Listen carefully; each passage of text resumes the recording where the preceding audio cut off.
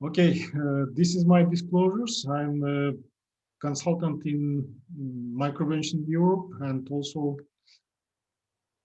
Medtronic and Balt International.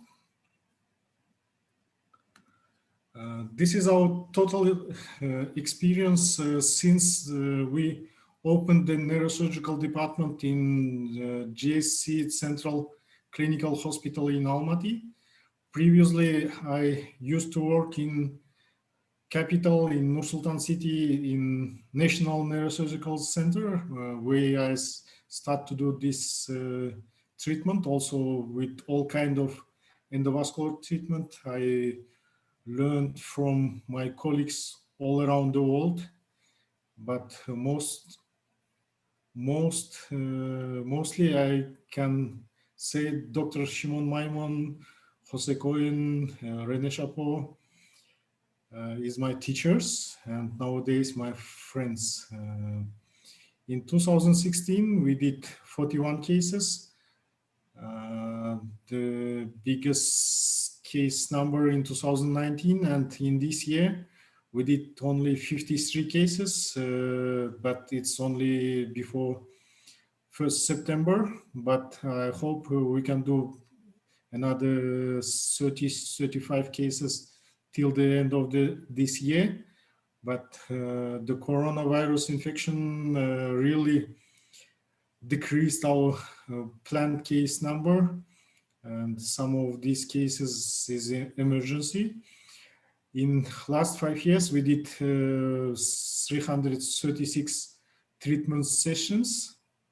It's nearly 250 patients, and we had 12 complications, 10 morbidity, and 2 mortality in this series. The first experience was marathon catheter with the Mirage wire, and marathon was undetachable. Then we start to use Apollo catheter in 2011, and from 2014 we start to use sonic catheter. It's also detachable like Apollo. And then I visited Essen in 2012. I learned how to do the pressure cooker technique in AVM treatment. It's first invited in interventional neuroradiology by Professor Chapeau in 2010 or 11. I have seen cases in October 2012, and he used one detachable sonic in combination with Mirage catheter, and through the Mirage catheter he injected Berenstein coils and put on the coils NBCA 50-60%, and then start injection from sonic liquid embolic onyx.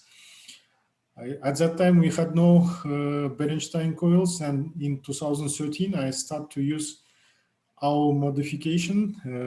We placed 2 detachable tip catheters, and first we start to inject onyx, and then small drop of 60% of glue after the onyx reflux. This is how Professor Chapeau is doing. This is 2 microcatheters, one sonic and one Mirage.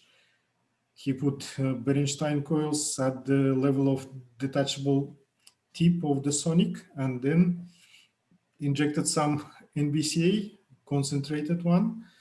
And the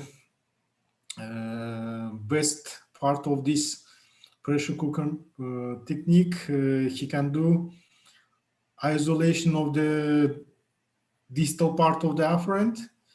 After isolation, he can clearly see the compartment of the AVM, because with no arrest flow, this part of the AVM is less visible, and also possible to leave some details.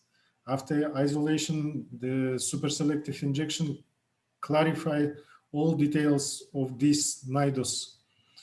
and it's easy to inject onyx after the plaque creation.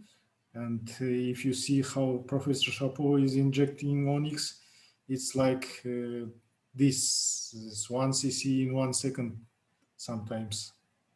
I'm kidding, but usually 1 cc in 1 minute. It's very fast injection, and it's very effective. And then we modified this pressure cooker technique. I know our colleagues from Egypt, Ahmed El Sebri, and colleagues from Brazil also do the kind of this technique. They're using one detachable tip and one non-detachable, start to inject onyx and then put some glue after onyx. We did this modification with two detachable tips. It's easy, it's more safer, and it's possible to inject NBCA longer and create more stable plaque. And after starting injection onyx or squid, we place some 5 or 10 millimeter glue and then easily detach the tip of microcatheter from glue and then continue injection of onyx. And also it's not the classical pressure cooker technique, and we can not do isolation of the compartment, and it's not possible to do super selective injection. But the idea of pressure cooking, it's stable plaque, and with this technique, it's all the time possible. And advantage of this technique: no coils, controlled reflux, second detachable tip microcatheter allow to create strong plaque, possible to use both 1.5 centimeter detachable tip microcatheters, usually it's Apollo, and simple when a single operator is performing procedure. And warning, glue injection is similar to traditional technique. Need to stop 5 millimeter before the second marker of Apollo or before the second marker of Sonic. Risk of gluing and no reflux and EVO go to venous side or collaterals territory. It's easy with this technique because no reflux and you can push your material forward more distally and easy to occlude the venous side. And the second part of complication is venous occlusion. It should be as much as later at the final step of embolization. And some examples of Kazakh modification. This is young 11 years old boy previously treated by my colleagues in Astana, and the remnant part from the lenticular artery, the single draining vein, but straight sinus occlusion. And then it's drains through the Rosenthal vein to the cavernous sinus. We placed two Apollo with balloon assistance. You know that Apollo has a detachable point, and detachable point stick by the very stiff 4 or 5 millimeter marker, and this point is detachable. And in navigation in tortuous anatomy, sometimes it's not possible to push the Apollo distally. In this case, we used 4x10 hyperglide balloon for balloon assistance. I learned this technique from Shimon Maimon and also from René, and it allows to push the Apollo in tortuous and back angulated vessels. This is super selective injection and 3D. We placed some glue and then injected nearly 2 vials of onyx with occlusion of proximal part of draining vein and all compartment with collaterals. And in these cases, I prefer to keep balloon in place. In some cases, might be bleeding, and balloon is helping in such kind of situation to arrest the flow and decrease the hemorrhage volume. And this is total occlusion. We did control angiography after 6 months. The boy is well growing. And case B, this is case from our NeuroAddict forum in 2017. If you remember Shimon Maimon and Khairul Azmi from Malaysia, and other colleagues from NeuroAddict, Michel Piotin, Tufail, Uday Lima, came to this conference, and we showed this premotor cortex AVM grade 2, grade 3, and we did pressure cooking with the Apollo distally and the sonic microcatheter proximally. We inject Onyx 34, then through the sonic we injected nearly 1.5 centimeter NBCA and completely occluded this AVM. This is 8 months DSA control, and patient after the embolization has some dysarthria, and it's resolved in 6 months. And after 8 months, patient was completely intact. And 55 years old female present with headache. This is patient with subarachnoid hemorrhage with MC aneurysm, with the apical part of frontal lobe AVM. We in first session we did balloon assist coiling of the MC aneurysm. Then we planned for the second session the AVM embolization. This video is available on YouTube. I hope this link would be on video. Then you can go and see the video on my YouTube channel. We put 2 microcatheters and we inject, as usual, Fill and Onyx, and then we put some glue after and did complete embolization of the AVM. It was during one of the workshops. This is control. And this is schematic drawing. The tip of Apollo distally, tip of sonic at the detachable part of the Apollo. And then we start to inject Onyx before the tip of sonic. It's a repeat injection, nearly 3-5 minutes. And then we put some glue, 50 to 70%.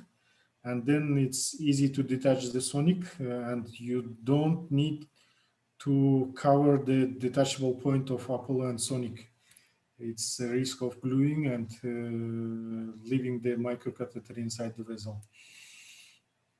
And unfortunately, since 2019 NBCA, it was Truefield from Codman Company. It's now not available in our country. And then we need to modify our treatment option.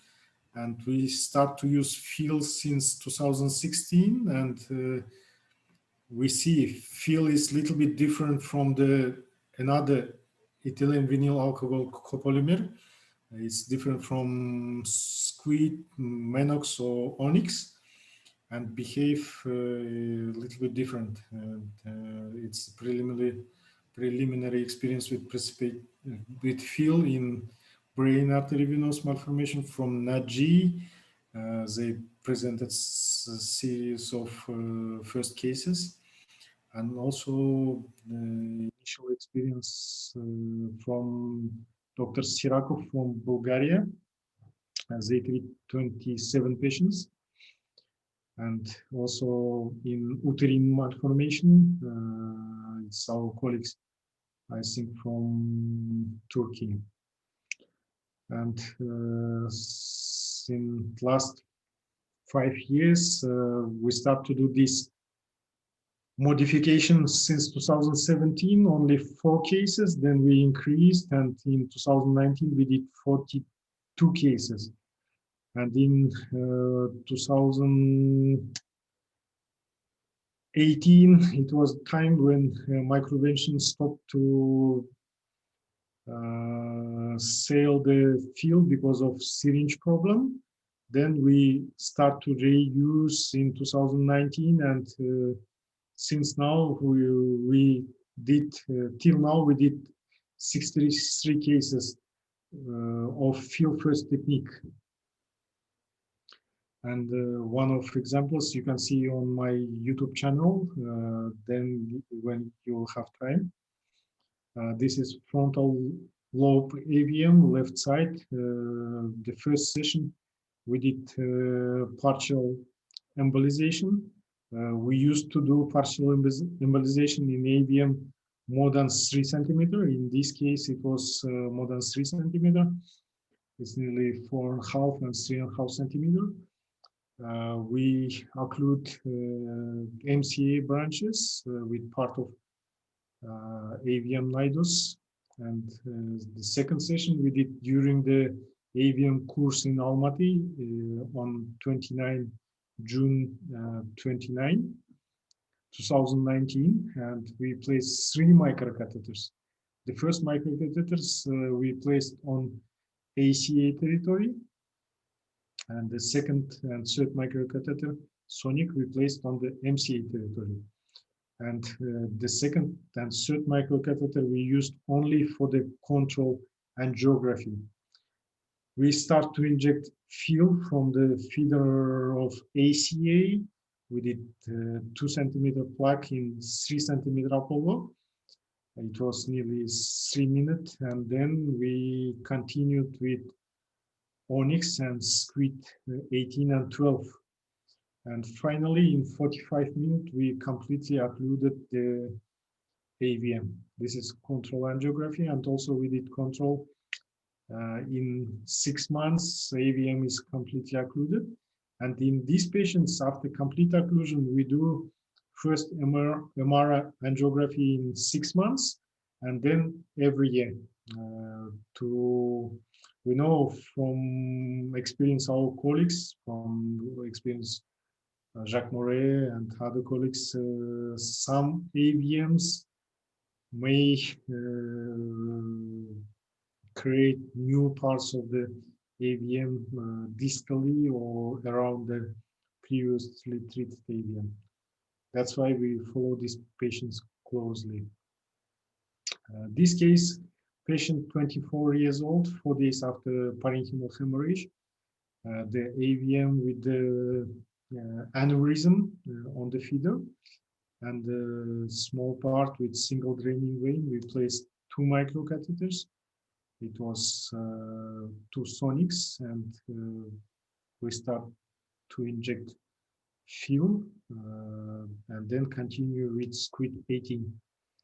And this is a schematic drawing, and the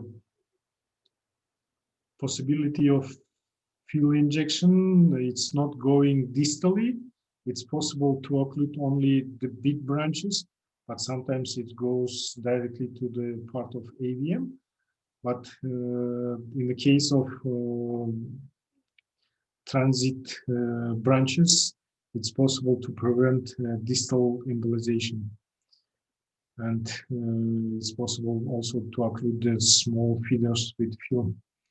And the microvention nowadays has the low viscosity fuel. It behaves like Squid 18. This is schematic drawing. And this is control angiography. Patient is stable, hematoma resolved in 3 months after embolization. Case 3 is emergency embolization. The first, we put 2 ventricular drainages, and then you can see the grade 4 brain AVM with deep venous drainage at the occipital lobe, parietal occipital, and feeding from PCA, MCA, and ACA. We used 5 microcatheters in 40 minutes, and we start to inject fuel first and continue with Squid 18 and Onyx 20. It's only 40-minute embolization, And this is control angiography. And on follow-up after 1 year, AVM is completely occluded. Patient recovered from the comatose state, and nowadays he can walk without any support. Advantage of this technique: no coils, no NVCA, short and very quick reflux. It's nearly 3 minutes, and only one microcatheter. We usually recommend Sonic 1.5 or Apollo. Sonic 1.2 is less resistant to fill. Fill is more viscous and may damage. And if Apollo is 3 millimeter. It's simple. It could be performed by a single operator. And most of the cases, we can use one fill and 2 or 3 vials of onyx or squid. Thanks to fill behavior, we start to use more and more squid and onyx 34. We start to understand how the very viscous or very concentrated liquid embolic behave in comparing with the squid 12 or onyx 20. Yes, we stopped to use Onyx 18 because of tantalum powder problem. It was in 2015, and since 2016, me and my colleagues in our department use only Onyx 20 or Onyx 34. Some coil assistant embolizations. This is frontal lobe AVM ruptured previously, and there is 2 branches from ACE territory, and small feeders from its perforating branch from the pericallosal artery, and we placed coil 1.5 microplex coil, and we did coiling distally to the AVM and proximally. We isolated the tip of Apollo catheter without any NVCA, just coils, and we placed temporary coil at the level of the branch and waited 5 minutes. Usually it's enough to create some thrombus before and after the Apollo tip. And then we inject squid 18. And after injection, we just retrieve the coil from the lower branch and keep the patent vessel. It's kind of balloon assistant, but we did it with the coil. Just arrest the flow.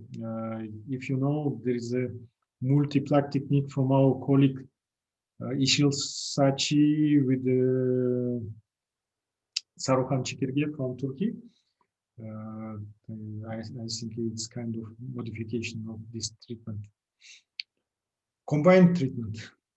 Yes, we do grade 4 or 5 big arteriovenous malformation previously treated in other hospital in capital.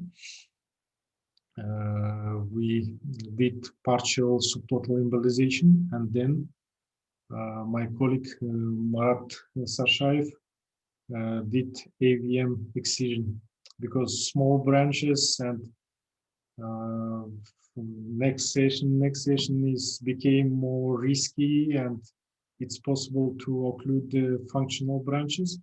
And at this time we stop, and we are deciding to send patient for gamma knife, transvenous, or microsurgical elimination of the AVM.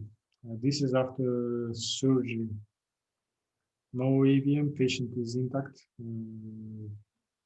She was after bleeding, but after surgery is now neurologically clear. And some complications. At the time of NBCA, we had some complications. This is basal ganglia AVM. We plan to do 2 sessions with the venous varix and some aneurysm inside. We place the sonic catheter inside the thalamoperforating artery and used 20% diluted NVCA. We occlude the anterior part of the AVM, and then we tried to embolize the posterior part of the AVM, but it was not possible. We decided to leave like this, but the one part, this part, we couldn't see the NVCA inside the venous portion. And if you know the NVCA, it increases in size when it contact with water, with blood, and it create the plaque at the venous site. It's controlled angiography post-op. Then after 1.5 hours, patient developed hemiplegia and comatose state. We took her for angiography and we see the vein is thrombosed. And there is no branch from arterial part we didn't see. And then we went to venous site and I realized that the NVCA in the venous part is completely and very strongly occluded the draining vein. And we tried to do transvenous embolization. It was successful, but hematoma is too big and ventricular drainage is not efficient, and patient died at day 4, MR6, unfortunately. And it was previously ruptured AVM 1 month before. And the taking decision with which kind of material you are planning to use, it's very important, because with the EVO, with the squid, fill or Menox, or fill is a little bit in between with NVCA. Sometimes it's possible to have such kind of complication, but with squid is never, because the onyx and squid is layering. NVCA is creating the ball. And the other example of venous thrombosis,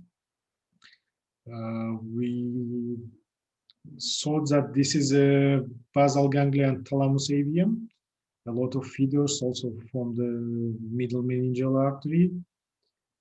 And we went for the big branch and did a NVCA embolization with the 60% of NVCA from 2 branches with detachable tip Apollo 3 centimeter. And after 2 drops of glue, this is final result. And patient says after embolization, I have some headaches for nearly 2 months.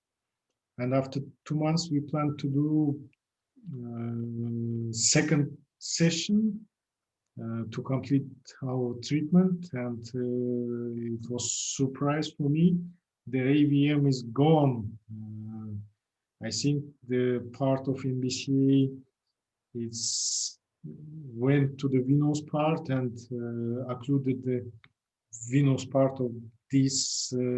Finally, it looked like tentorial AV fistula, not an classical AVM, but on DSA, it looked like AVM. And also, we have experience with transvenous embolization. This video is available on YouTube also. It's nearly 7-minute video. I couldn't scroll, but I think if we have time, we can see the video. It's a frontal lobe AVM. We did a direct puncture of the jugular and placed 7 French sheaths with the Fubuki catheter. Then we went with the, I think it's a echelon catheter with the Chikai 10 microwire.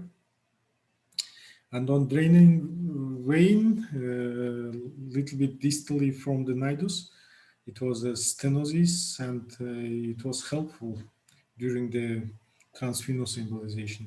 On the arterial part, we placed 7 French grinding with a balloon and mirage with magic on one of the feeding arteries from ACA.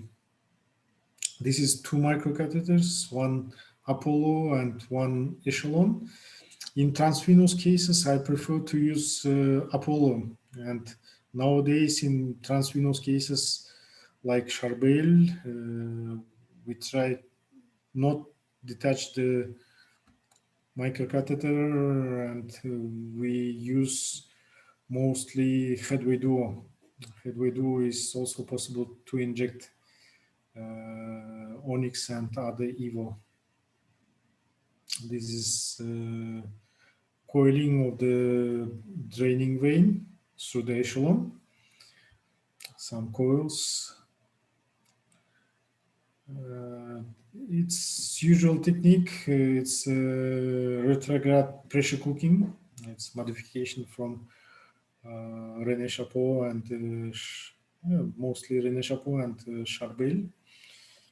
Then we start to inject Onyx 20 and not so much reflux, and we inflate the balloon to control the ACA territory to prevent reflux from very short feeders. And this embolization was on monoplane Siemens angio suite. And nowadays we have biplane, but this embolization was on monoplane. And this is proximal veins with the compartment of the AVM. It's nearly 30-minute injection of liquid embolic. And time to time we control the ACA territory with the super selective control angiography from the MAGIC microcatheter. And in transvenous cases, usually operator has tachycardia and high blood pressure when you occlude the draining vein, but not sure you completely occluded the compartment. It's a little bit risky, and if you leave some part of compartment, there is still risk of bleeding. Yes, it's very quick injection.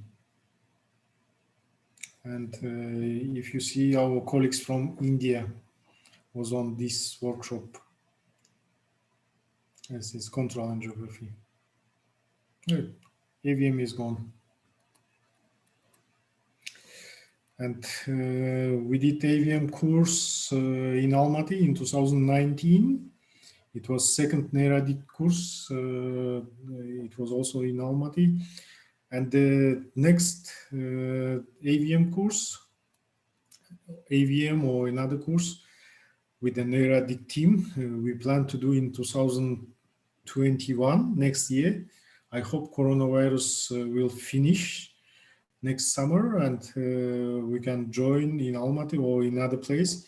But I like to host my colleagues in Almaty with good weather and good winter and snowing in Almaty.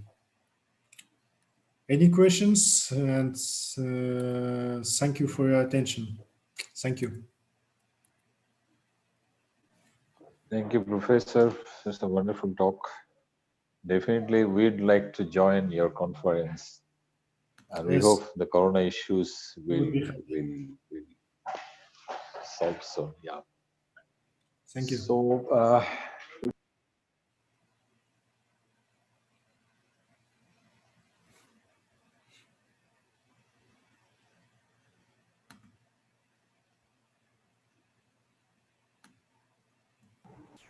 Okay, if you have any question, I'm ready to answer. Okay, we need to see the chat, yes? Welcome everybody. Hello, sir. Happy to hear. Hello. Regards. Okay. Lots of noise. Greece, please put your questions in chat. Okay. There is a certification for this webinar. This is question from Nicholas Sirmos. Dr. Salek, are you there? Colonel Salek? Hello. Colonel Salek, Sir, you are unmuted, sir. Hello. You need to unmute. Yes, your microphone is muted. Dr. Hello. Salek, your microphone is off. Unmute. Salek, you are muted. Please unmute yourself, Salek. The moderator can unmute. Salek, you are muted. Please unmute yourself. The moderator of this conference can unmute. Well, Can push the unmute. I think Professor Atul Goel sir is in the among the Okay. In the audience. We are very much fortunate to have Professor Atul Goel sir in the audience. So I'd like to request Professor Atul Goel to have some questions or comments on this webinar, please. Okay. So I'm very happy to see you, Shafiqul. Yes, and sir. I'm very happy to see this webinar on arteriovenous malformation. Yes. As you know, arteriovenous malformations are the most complex neurosurgical issues. You know, I call arteriovenous malformation as the last chapter of our subject, because here not only philosophical issues, whether to treat, when to treat, are important, but more important is whether you can treat. And the most important issue that will come in question is, if you want to treat, then you have to treat properly. You cannot treat, half-heartedly, because the complications of arteriovenous malformation surgery can be quite devastating. And I'm very happy to see this lecture on endovascular treatment. I didn't hear it completely, but obviously there is huge experience in this presentation. And transvenous route that I observed, I want to know what is the future of this transvenous, because Jack Moret keeps on talking about transvenous route for arteriovenous malformation surgery, embolization. And I was quite intrigued at the role of transvenous embolization. So what do you think is the future of transvenous embolization? Can you let me know? Yes, the transvenous embolization is still very treatment. There is some voice coming in between. Yeah. Mute করে দাও যারা ইয়া করতেছে. Please, sir, go ahead. Yes, the transvenous embolization is still a very risky part of the AVM embolization. And for me, the AVM more than 2 centimeters is not the candidate for transvenous approach. And before starting the transvenous, the neurosurgeon or neuroradiologist need to have approximately 100 transarterial embolization cases, because in some cases you need to catheterize the very difficult feeder. When you leave the one of the feeder not reached by liquid embolic, you need to go transarterially and complete the treatment. It's the main point of this treatment option. And also, most of us visited Ellis course in Essen. And last 2 courses is mostly focused on transvenous embolization. And if you see how René Chapeau is embolizing brain AVM more than 3 centimeters in one session, yes, it's fantastic. But René has more than 20 years of experience, and he know when to stop, how to manage the complication, and also transvenous cases. You need to have good neurosurgical colleagues. You need to have good team. I When want to know, you know yes, what, yes. I want to know from you how many AVMs you have been able to embolize completely, and that forms the end of treatment. Like you start the AVM embolization, you embolize it completely, and that is the end of the treatment. That is one question. Second question is, how many AVMs you were able to partially embolize, and then you send to gamma knife? And how many AVMs you partially embolize and send for surgery? Can you give me some of these figures? I couldn't hear your lecture completely, so please pardon me, but I want to have these answer to these three questions. Yes, in our experience, we completely cure AVM only by embolization. Yeah, It's nearly 70%. 70%. In 70% of cases, we treat AVM completely by embo, and Okay. nearly खाना पड़ जाएगा. nearly 50% of all patients we treat by step by step. Nearly 50% nowadays we treat in one session. It's And clear. how, yeah, how many And patients? Yeah, please go ahead. Go ahead. in last 5 years, I asked my colleague Marat Sarshaev to resect partially embolized AVMs in nearly 6 cases, not more. Not more. And in last 5 years, we did 336 AVMs sessions. It's nearly 250 patients. Okay. So that And is a very big I number. and we sent for the gamma knife nearly less than 5 patients. It's less than 5 patients. And in such deep-seated with deep venous drainage AVM, it's possible to do venous approach and occlude the AVM. Okay. Usually, colleagues send this patient for the gamma knife. Okay, so that is a very fantastic experience you are having. And you are, if you are able to occlude 70% of AVMs and you can get an angiographic cure in 70%, that is a huge number. I Thank must you. say, I have never heard this kind of number, 70% of complete occlusion of AVM. I think you are a master of this, and I congratulate you on your work. I think I am looking forward to hearing more of you in the future, because your Yes, sir. results and your, what do you think, Shafiqul? 70% is a very, Yes, very sir. fantastic Sir, number. what I understood in this at first, uh, because of uh, hybrid technique, I mean transvenous and pressure cooker technique, the Hmm, game has been changed and shifted towards endovascular.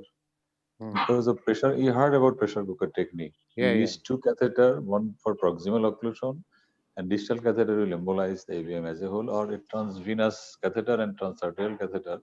Because of these two techniques, the game has been changed completely, sir. It is moved, shifted towards the endovascular arena, and it Mhm, is significantly. mhm, And now the philosophy is what Rene Chapeau tells us. The philosophy of transvenous theory of AVM. AVM basically is venous pathology. That's what they tell. And mhm, that's why transvenous is advocated much more, because we have to occlude to the foot plate of the veins.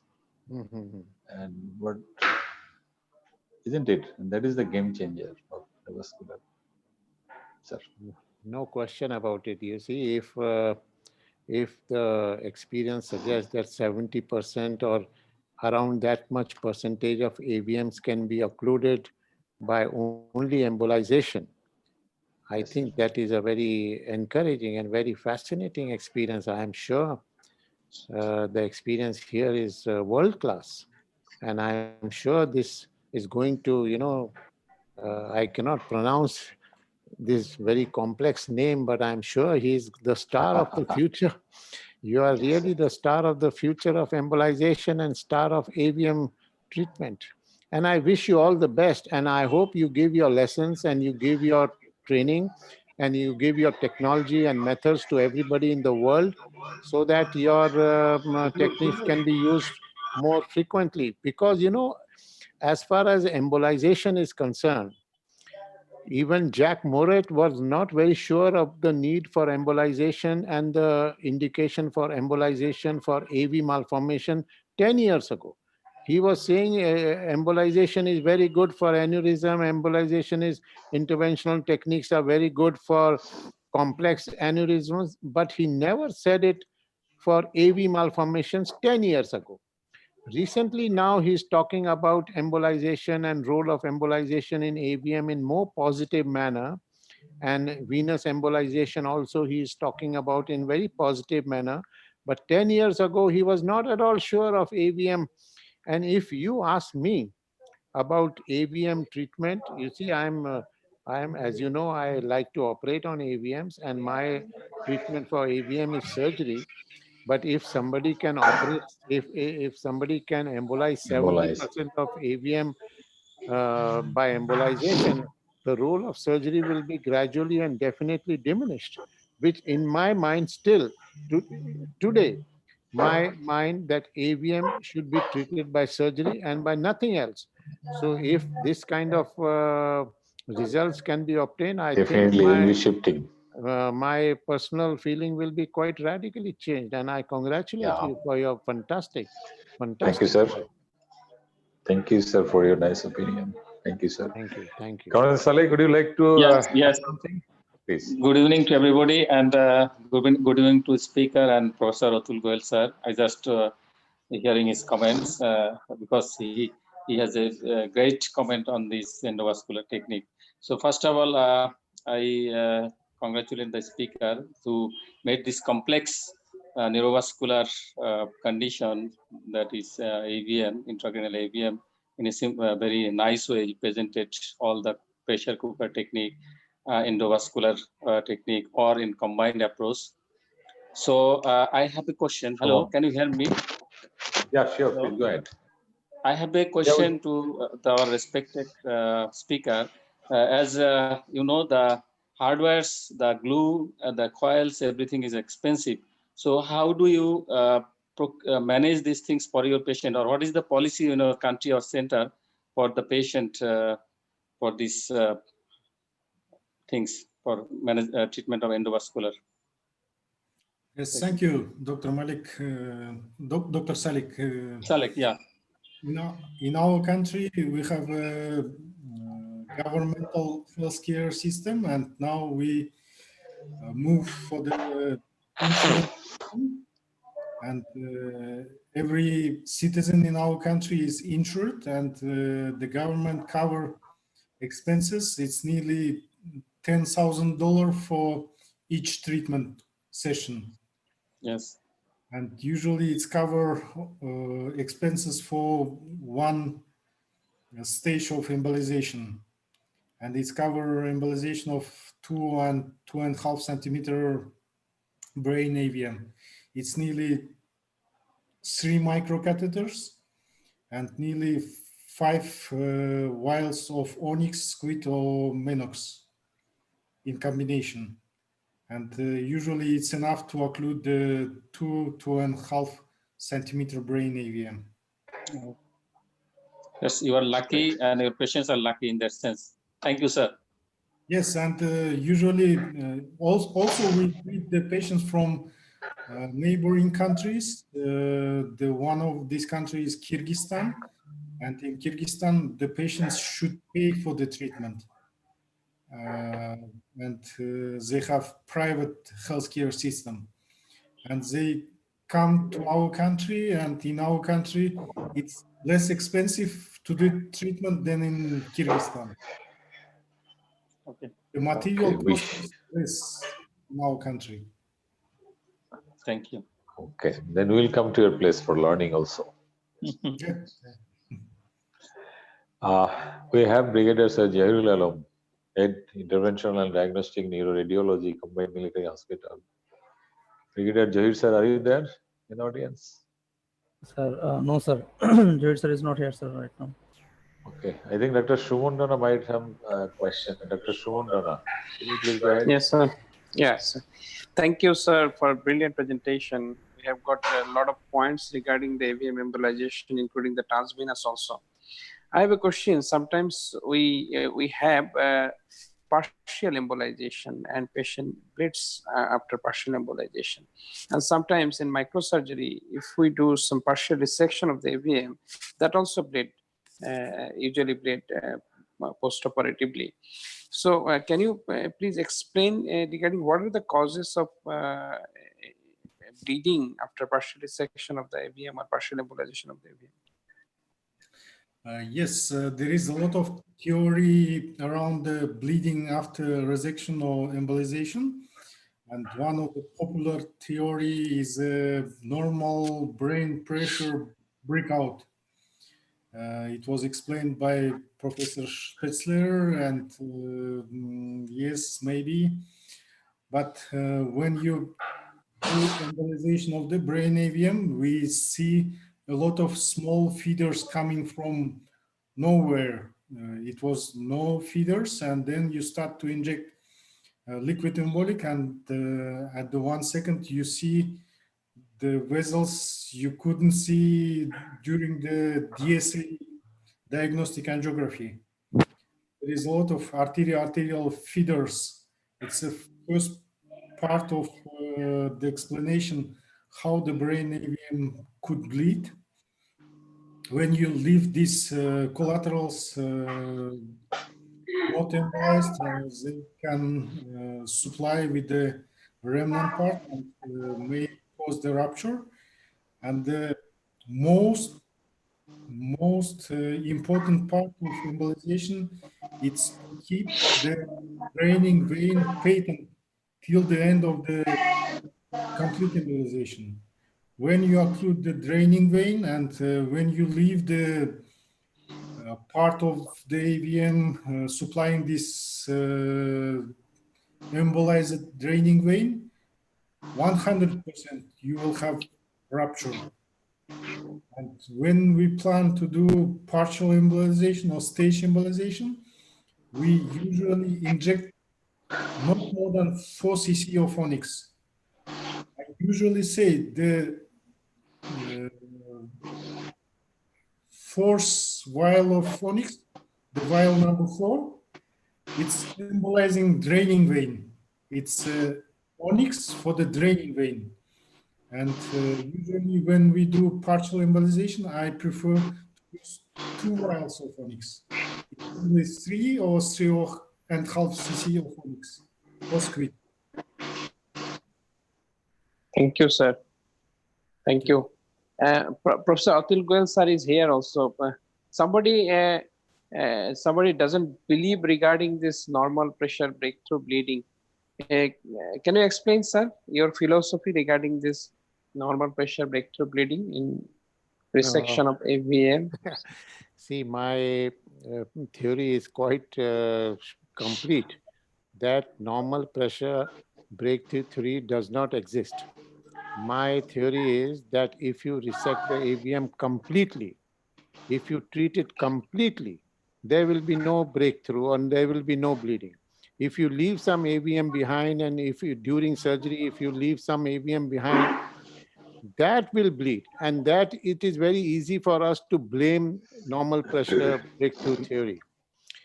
So the thing is, we have to learn to, if surgically, if we are operating, we have to learn how to identify that we are not leaving AVM behind. And that is not easy. To identify that we have resected it completely and we have not left small part of the AVM behind is absolutely critical. And there are some tricks to identify that. You see, there are small vessels which bleed sometimes, small vessels during surgery.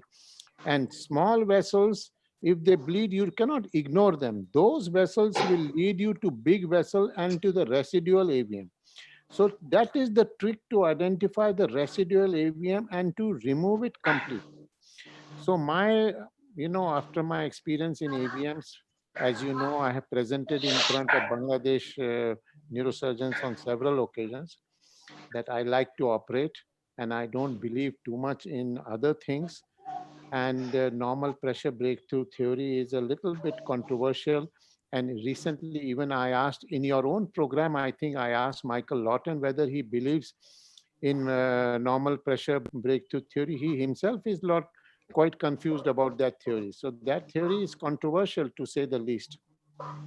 As far as I am concerned, and as far as neurosurgery is concerned, we have to learn how to operate and how to resect. Because my feeling is several of these AVMs are good candidates for surgery. And we young neurosurgeons, particularly in Bangladesh and in all over the world, we should learn how to resect AVMs. And if we are not able to do whether embolization, but you know what this presentation says, that 70% of AVMs can be cured by embolization. This is a new number for me. And I will, when you record this Sorry. presentation, I will again see the whole presentation and see the tricks. And I'm We'll very send it to fascinated. you, sir. Yeah, We'll send please, it to you. please send it to me, Shafiq. And you have to Sir, learn you in know, Bangladesh, and you have to treat many patients by embolization, Shafiqul. Okay? Audio বন্ধ করুন. Thank you, sir. Sir, you know, we are the hybrid surgeons, so we do both. I think that is the best solution for Bangladesh. We will do both. We'll treat AVM by I'm sure. microsurgery as well as. I'm sure you will do the best. And we have to Yes, sir. learn. You are all, I can see several young faces on the screen, and Yes, sir. this is the future. We have to not only learn, we have to do, and not only do, we have to, Shafiqul, you have to show the world that this is what I have done and this is what we can do. And I'm sure Yes, you sir. will. Yep. So, can I ask a question to Professor? It's a just complimentary question of Dr. Shumon. In case of large size AVM, for instance, 4 or 5 centimeter AVM, if you plan partial embolization, how do you strategize it? I mean, what feeder you want to take? Is there any guideline for you? This part of the topic is discussable. Some of our colleagues say go directly to the direct shunt, big fistula, and other colleagues says Professor Chapeau, please leave the direct shunt at last option, because direct shunt is the way to go to the draining vein. And we know from Professor Moret, you can go from the artery to the vein, occlude the vein, and retrogradely embolize whole AVM. And from this point of view, sometimes it's very important to leave direct way at last option. But young physician who just start to embolize the AVM go for the easy branch. Easy branch usually goes to the direct shunt, and then they occlude the direct shunt, and after this they start to occlude the surrounding vessels. And sometimes when you occlude the direct shunt, the AVM looks more bigger and bigger, and some of the colleagues says it's a neovascular formation or neo-AVM formation. But sometimes the colleagues do incorrect embolization. When you embolize the AVM, you need to reach the venous part, but not occlude the venous part. Some of our colleagues just occlude the proximal part of the feeder and leave the rest of the branch with the AVM, and the brain start to supply from the collaterals. And on the control angiography, you see the big mess of the AVM, but it's not the AVM, it's a compartment with the collateral filling. but on BFA, it looks usually like disaster. And in the case of 5 centimeter AVM, I prefer to start from the periphery of the AVM, from the surrounding sir. tissue, and then at the end go to the middle of the AVM, Thank you, from sir. distal to center. I think I'd like to ask one more question, and that would be the last question of today. For large AVM, somebody believes that AVM is multi-compartmental, separate artery and separate draining vein. Is there any tool to understand that before you go into the procedure so that it can be safely done, one part before, one part after? How do you strategize it? Whether it is multi-compartmental or it is complex? If you attend the ALIS meeting, and the last ALIS meeting was very theoretical, and I learned a lot of things from Professor Chapeau and Charbel Monayer. The AVM is a pathology of the vein. We need to understand the whole compartments is located around the draining vein. Veins, yeah. Draining vein, secondary and tertiary draining veins.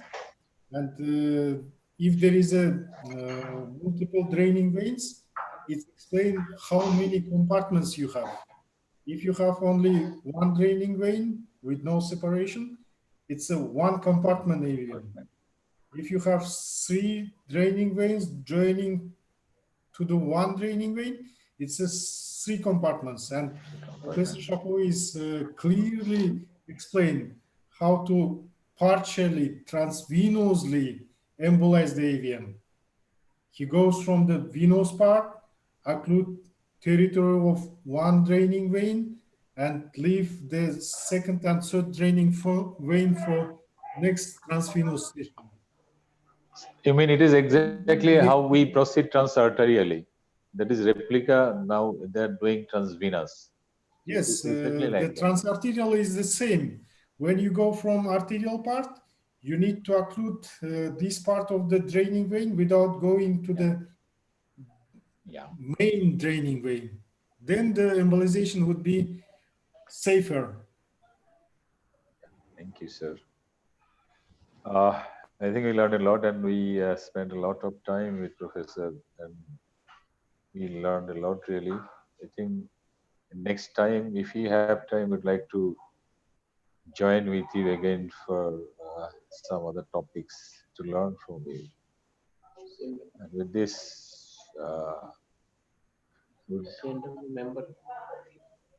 Okay, Shafiqul. And Yeah. one note, our department is neurosurgical department. In our department, we do all kind of embolization and stenting activities. We have experience in extra intracranial stenting and also in brain tumor embolization and also aneurysm embolization. And it would be a little bit,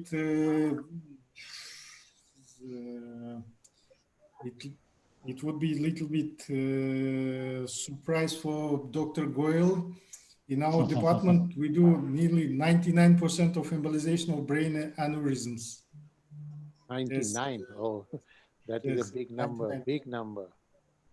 And every year we treat more than 200 aneurysms by embolization. In that case, I think that would be a great learning opportunity for our junior colleagues. If they can get opportunity to travel to a place for learning. Yes, after Definitely. coronavirus, it will be possible. So I think continuous neurosurgical webinar. The fellow here, the neurosurgeons here and residents have learned a lot from you. Would like to thank you very much for your brilliant talk and time. Would like to thank Professor Atul Goyal sir also for your time and opinion. Thank you, sir. Thank you very much. Thank you, Shafiqul. Thank you. Thank you, sir. Bye. Thank you, sir. শেষ করে দাও? Okay, sir. Thank you.